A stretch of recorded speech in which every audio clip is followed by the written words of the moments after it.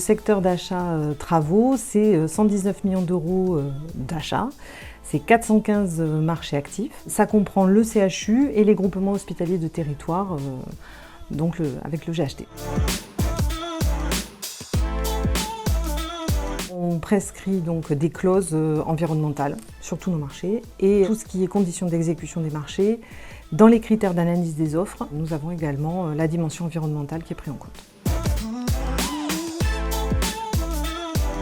Dans la prescription, on est de plus en plus aussi moteur sur la dimension environnementale. Par exemple, la maison des parents, l'extension qui s'est faite, donc il y a une isolation avec des matériaux biosourcés. Sur l'hôpital de la Colombière, nous avions un projet de stockage de matériel informatique avec le service de la direction des travaux et de la direction des services informatiques. On a eu le projet de monter un marché avec des containers maritimes recyclés, fait par une entreprise d'insertion, en plus, qui est située à Aubagne. Ça a été un marché de travaux, mais voilà, avec des containers recyclés. Nous avons également dans tous nos marchés de démolition des clauses de démolition soignées, c'est-à-dire on ne démolit pas n'importe comment, on dépose les matériaux, les matériels, certains sont susceptibles d'être remis sur le marché par des structures, donc les démolisseurs ont intégré cela dans leur marché.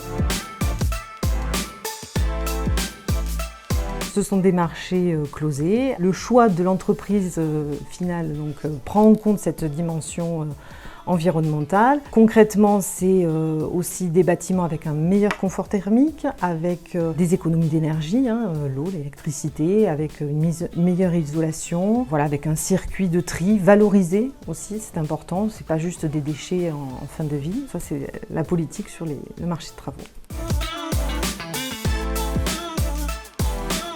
100% de nos marchés, dans notre secteur travaux, on a des clauses environnementales et des clauses sociales, aussi d'insertion sociale. Donc une démarche vraiment vertueuse et aucun marché ne part sans ces deux thématiques.